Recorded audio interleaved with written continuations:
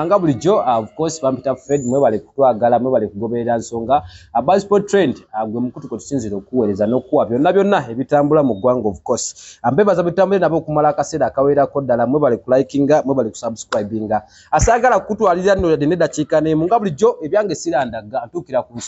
ensonga endeesa ye bate egenda mu maaso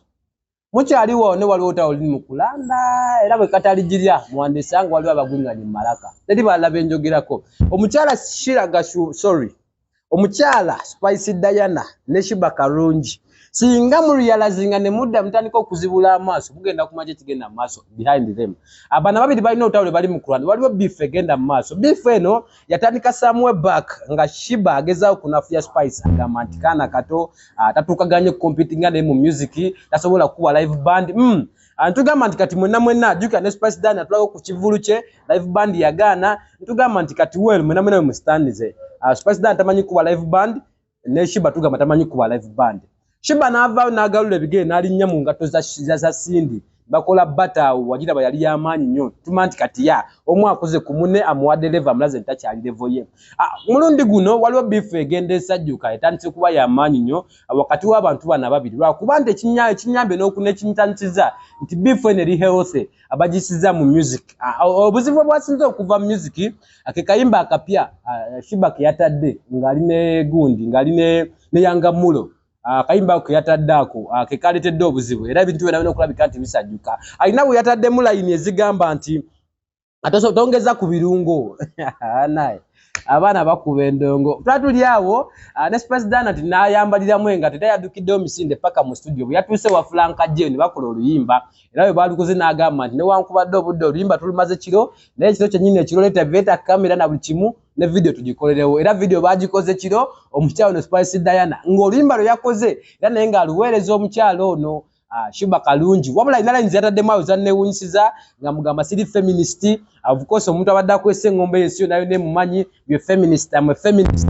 that's Shiba Kalungi ababiri bano balina bata egenda mu maaso wabula katunde tulabe kye kigenda okuvaayo openly tulabe kye kigenda okuvaayo banabi singa banakipinga that battle asipimika lwimbo lwasinzo za sajula ebizibu however much Yanga Mulo akyabye baleme kubanga Yanga Mulo Shiba Kalungi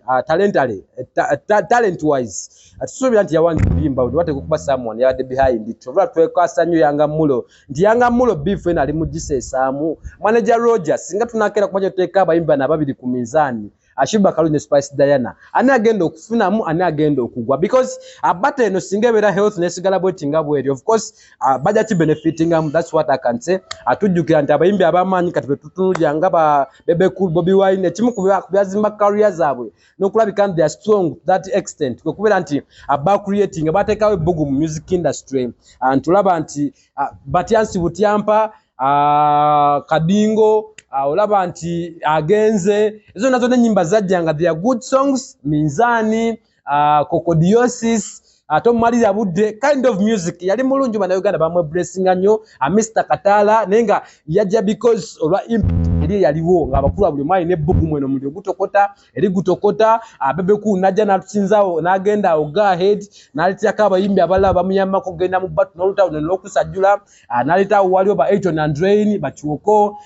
ni wajja wao baliwo ba Denzo Man abalinga bavujira ku side ye Bebe Cool of course nabera wamaanyi nnyo ate Bobby Wine nasigala nga stonchi alina abantu abali ku side ya of course tujukira abana bali bagundi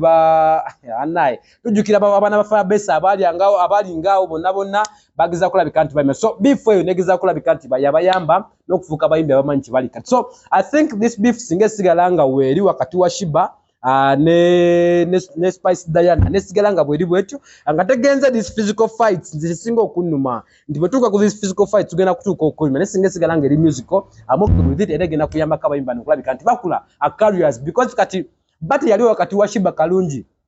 ne Sindi buli omu yamuteeka ku level y'enjawulo bookings eza narratings sende mugundi zasaba Sindi ndala muko kuzera asaba before the bat nenga bigenda maaso katulinde tulabe kye kinava mu bat eno nenga Roger akyaganya okuta Spice direct okulabika nti ye yabya mu ntalo nonti alina gwa bifinga naye akyaganya okuyaba director alina gwa beefinga naye.